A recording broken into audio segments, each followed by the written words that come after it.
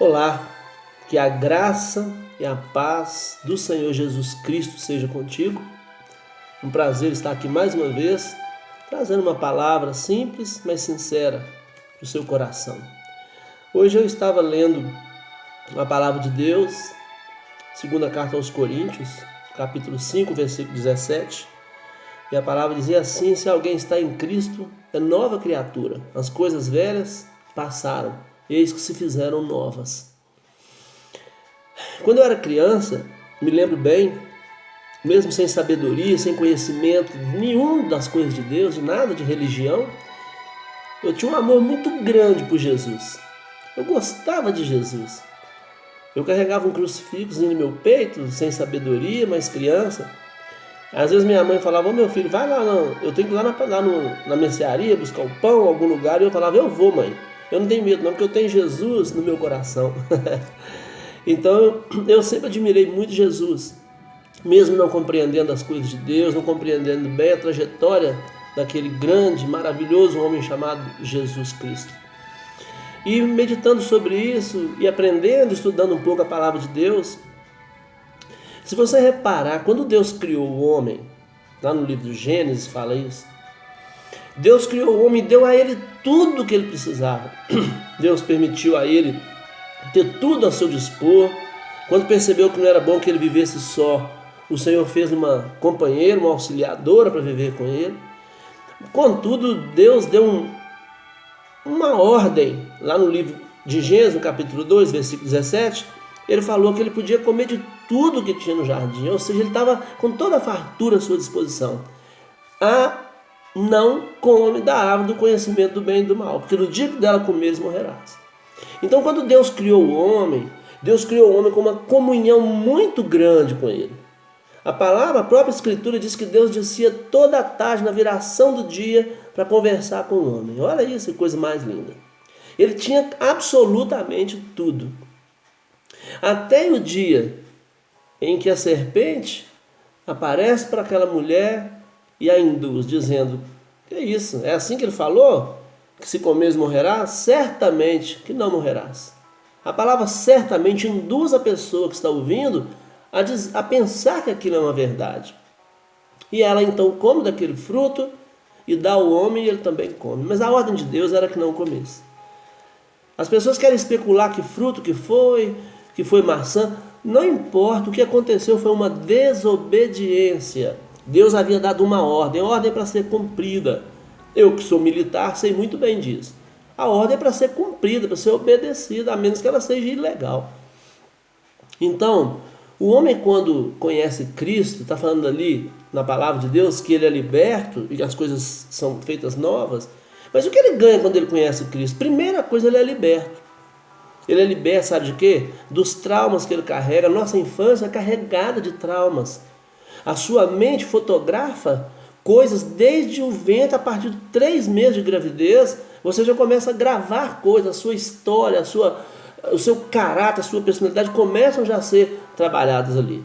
Então nós trazemos traumas para nós aprendemos coisas com os nossos pais, com os nossos irmãos, com os nossos vizinhos, com os nossos amigos, com os nossos colegas de trabalho, de escola, onde que nós vivemos nós aprendemos coisas.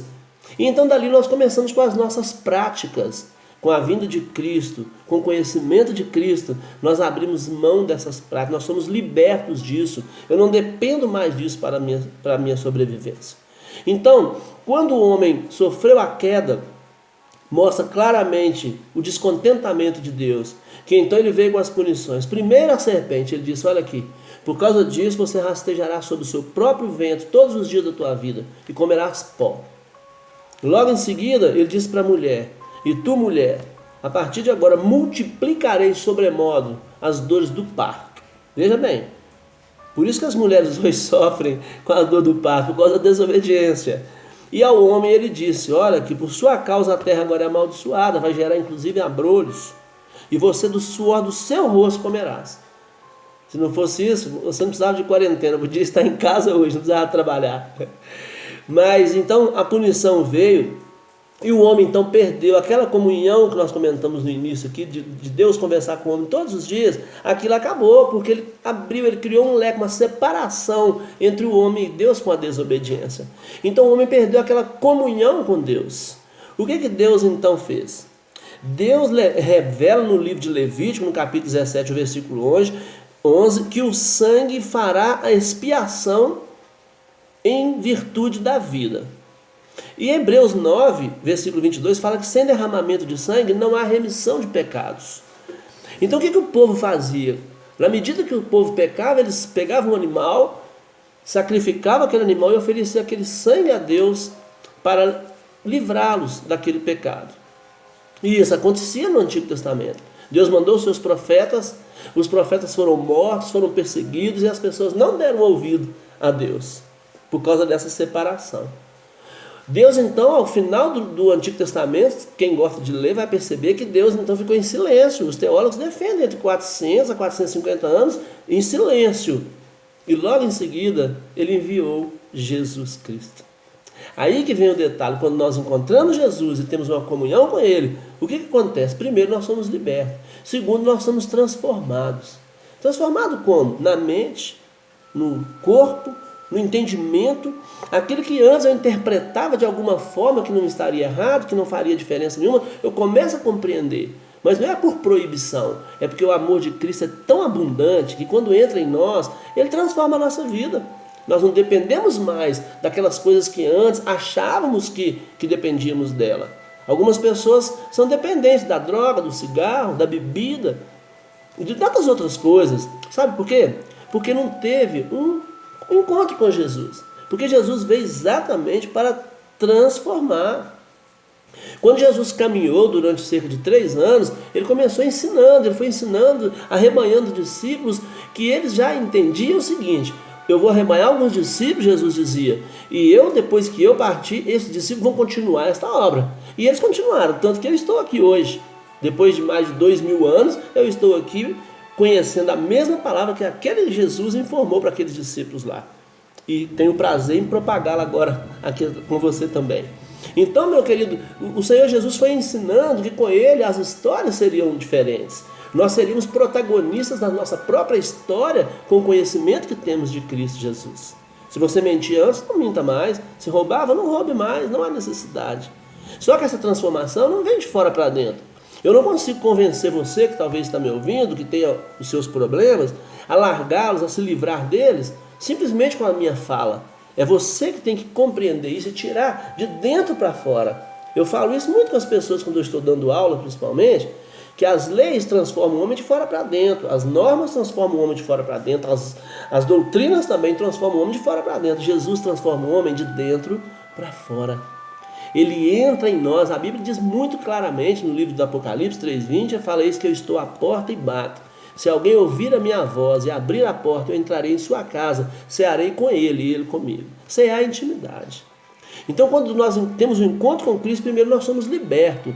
Liberto, sabe? Liberto é tirar da prisão, aquela prisão que nós temos, que nós sofremos, não sabemos o que fazer, não sabemos como resolver. Jesus entra e liberta.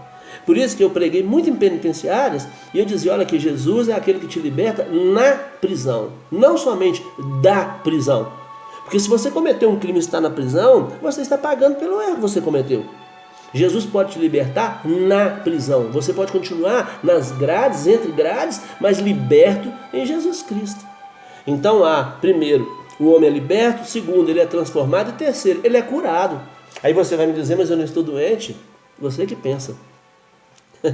Você que pensa. Todos nós precisamos de cura. Cura não só do corpo, mas também da mente, do espírito, do intelecto. Talvez você e eu damos exemplos maus para os nossos filhos, para os nossos amigos, para as pessoas que convivem conosco. Então Jesus, quando ele entra, realmente é para transformar mesmo. É pagar aquela dívida que nós teríamos. Mas você pode dizer assim: mas que dívida que eu tenho com Deus? Eu não fiz nada contra Deus. Todos pecaram e destituídos estão da glória de Deus, está escrito na palavra do Senhor. Quando você e eu não compreender, mas como que Jesus vai morrer pelos meus pecados se eu não conhecia Jesus quando ele morreu? Jesus, a Bíblia mostra para nós, os teólogos todos comprovam, que ele é onipresente, onisciente, onipotente. Ele tem tudo a seu dispor. O que Jesus Cristo veio fazer? Ele veio reatar aquela distância que nós comentamos no início, que foi rompida, né? A distância que foi criada com a desobediência do homem. Então, quando Jesus Cristo chega na nossa vida, ele sabe que os homens pecaram antes de Jesus, pecaram durante a estada de Jesus aqui e continuam pecando a partir de agora. Então o que Jesus Cristo veio e fez? Ele verteu o sangue dele naquela cruz no Calvário para que não haja mais necessidade de sacrificar animais. Não precisa mais de você pagar um cordeiro, pegar um animal qualquer que seja, furar, sangrar e pendurar e oferecer o holocausto a Deus, porque Deus não tem prazer mais no sangue, ele tem prazer na obediência. Por isso que ele enviou o seu Filho Jesus Cristo, maravilhoso Jesus Cristo, que um dia abriu o seu coração e me recebeu, porque eu o confessei como meu Senhor e Salvador, quando eu descobri que existia esse homem chamado Jesus. Tem uma palavra no livro de Atos, no capítulo 3, de um homem que estava na porta do templo, chamada Formosa. Esse homem era coxo, aleijado, alguns gostam de dizer, a palavra não é agradável, mas ele ficava ali pedindo esmolas quando os discípulos entraram, e ele pediu esmola. E é tão interessante que o homem de Deus olha para ele e fala assim: eu não possuo ouro nem prata, mas o que eu tenho eu te dou, em nome de Jesus Cristo de Nazaré, levanta e anda. Então nós precisamos ser curados, sim. Você pode não ser coxo, pode não ser aleijado, pode não ser cego, mas nós precisamos ser curados na mente, no espírito, no entendimento. Às vezes há coisas que nos entristecem tanto, nós pensamos tantas bobagens, mas Jesus Cristo veio exatamente para perdoar os nossos pecados, para que nós não tenhamos mais que verter sangue de nada, porque ele verteu, ele foi como o cordeiro para o matadouro, sem pecado, sem reclamar, sem nada. Sabe por quê? Veja bem, para uma pessoa ser curada, ela precisa estar doente. Uma pessoa, para provar que ela vence a morte, só tem uma forma: ela tem que morrer. Eu ficava apavorado quando era criança, mas por que Deus permitiu, sendo ele Deus, que o seu filho morresse na cruz? Ele morreu na cruz na ignomínia, na vergonha. Mas sabe por quê? Porque ele morreu para que o sangue dele vertesse, e que a partir daquele sangue nós fôssemos libertos, fossem purificados os nossos pecados. Imagina você e eu, se todo ano nós tivéssemos que ir algum tempo matar animais, verter o sangue para libertar dos pecados. Jesus veio nos libertar exatamente disso. Quando eu confesso que creio em Jesus Cristo, morto, ressurreto e que voltará, eu sou livre dos meus pecados. Não importa quais são os pecados que você cometeu, não importa o que você já fez de errado na sua vida. Se você for analisar, ou eu for analisar minha vida, eu também cometi muitos erros, alguns conscientes, outros não, por falta de conhecimento. Mas a partir do momento que Cristo entra no nosso coração, ele vem, ele morreu para que ele ressuscitasse. Ao terceiro dia, quando todos pensavam que já estava acabado, que era o fim, quem aparece? Jesus Cristo. De uma só vez para mais de 500 pessoas. Os discípulos já haviam desistido no terceiro dia, estavam trancados dentro de casa, com portas trancadas. Quando Jesus aparece lá dentro, as portas estavam, repito, trancadas. Jesus aparece lá dentro, a primeira coisa que ele diz: paz seja convosco. Imagina a cara daqueles discípulos, imagina a fisionomia que eles ficaram quando eles viram Jesus novamente. Eles já tinham desistido, Pedro já ia voltar a pescar. Mas ele falou que é o terceiro dia, aguardasse até o terceiro dia.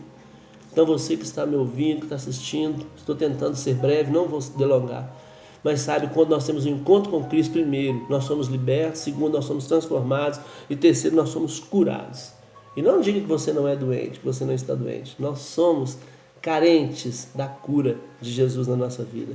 Se você não o conhece ainda, nunca teve um contato com ele, ou não conseguiu se envolver tanto com ele, peça a ele para entrar no seu coração. Fala com ele assim: Jesus, entra no meu coração, transforma a minha vida. Ele transforma, ele muda a nossa vida, porque ele mudou a minha. Não existe amor mais gostoso do que o amor de Cristo.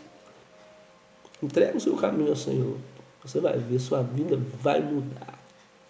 Eu sou capaz de te garantir que se você entregar a sua vida para Jesus Cristo, ele vai mudar a sua história, porque ele mudou a minha e mudou de tantos outros. Então guarde isso no seu coração. Jesus Cristo veio para nos salvar do mal, do pecado, do inferno. A Bíblia diz que o salário do pecado é a morte, mas o dom gratuito de Deus é a vida eterna em Jesus Cristo nosso Senhor.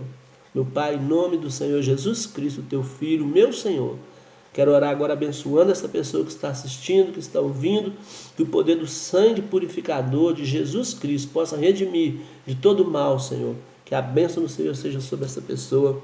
E assim, meu querido, eu te abençoo, não na minha autoridade, porque eu não tenho, mas na autoridade do meu Senhor, do meu Mestre, o meu amado, o Senhor Jesus Cristo. Deus te abençoe.